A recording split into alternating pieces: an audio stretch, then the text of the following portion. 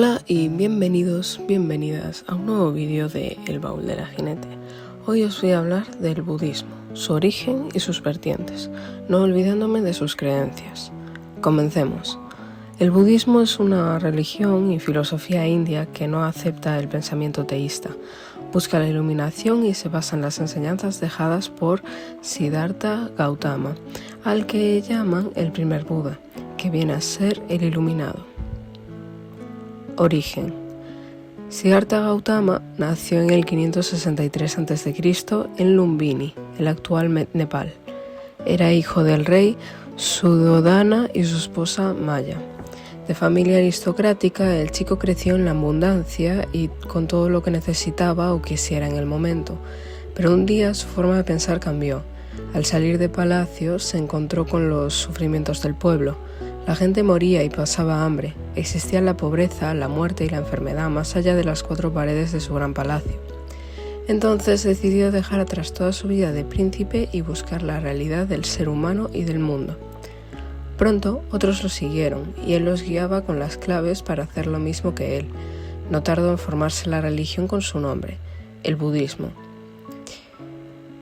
entre los siglos V y IV a.C. Pero él hizo hincapié en que no era un dios ni descendiente del mismo, ni nada parecido que profesaban otras religiones, sino que su religión no reconocía ningún dios, era no teísta. Cuando Siddhartha Gautama llegó a la iluminación y se convirtió en Buda, comenzó a dar conferencias y a dejar por escrito sus enseñanzas.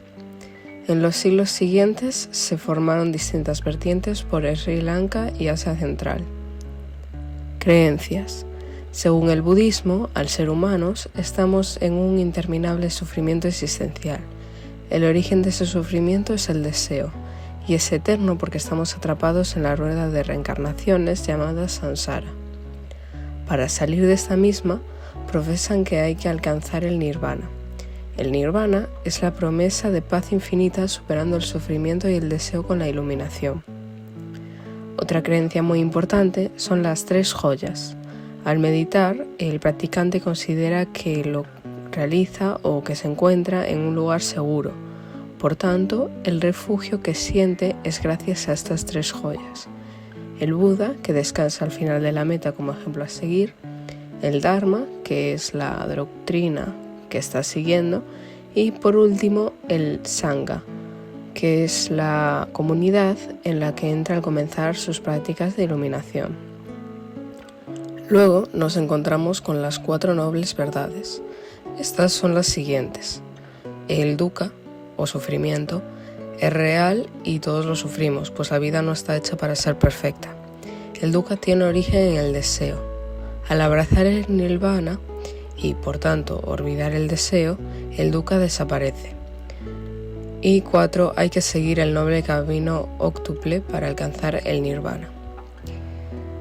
Lo que nos lleva a la siguiente creencia, el noble camino óctuple. Estas indicaciones no deben de seguirse de una manera lineal u ordenada. Más bien, suceden todas a la vez dentro de la vida del practicante y lo dirigen en su camino. Se dividen en tres temas. El primero, sabiduría. 1.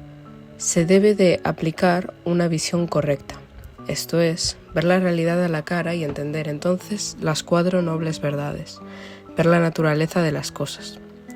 2. Se debe de tener una intención correcta, debemos tener propósitos nobles y honestos en nuestra vida. 2. Conducta ética. 3. Se debe tener un habla correcta, no está bien mentir ni insultar. 4. Debemos de actuar de manera ética, evitar hacer sufrir o dañar a otros y a nosotros mismos. 5. Debemos de vivir sin causar daño a otros. 3. Entrenamiento de la mente. 6. Hay que esforzarse por tener pensamientos positivos para que las acciones que tomemos lo sean, lo que también puede indicar adiestrar la virtud. 7. Debemos de ser muy conscientes de nuestro cuerpo, lo que pasa por nuestra mente y fuera de nosotros. Nuestra atención debe de estar centrada en esto. 8.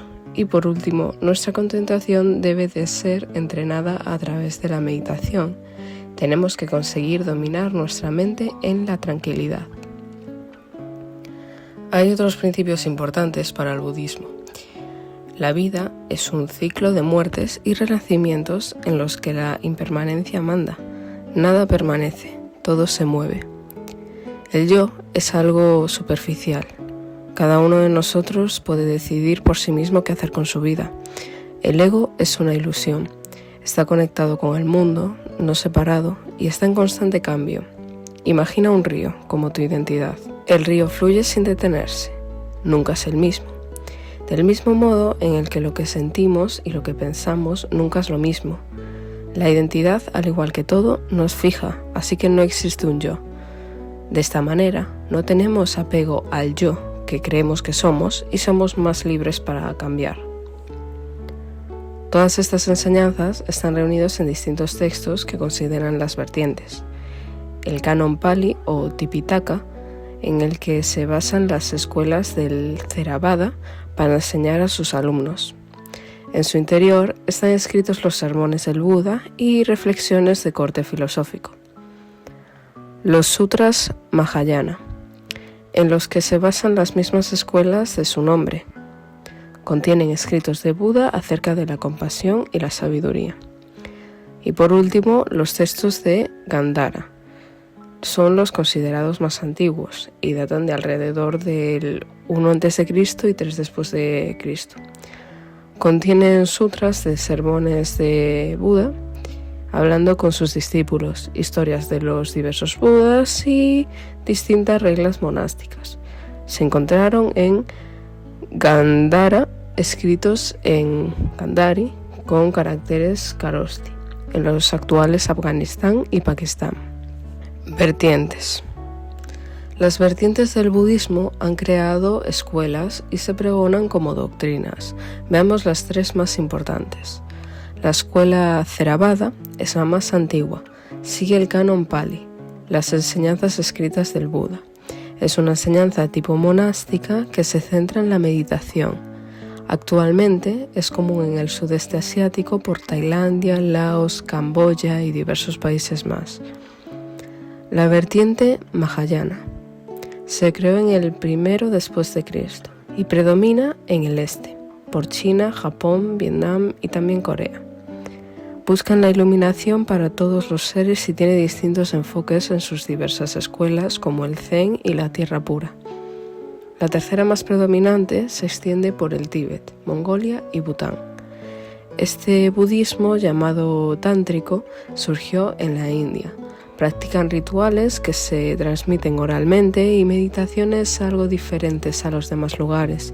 Resalta por la utilización de mantras y mandalas. Budismo tradicional y budismo moderno.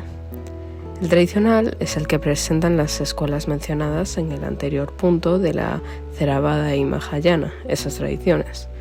Pero ahora mismo esta religión, vista por algunos como filosofía, se practica de un modo algo diferente en algunos casos.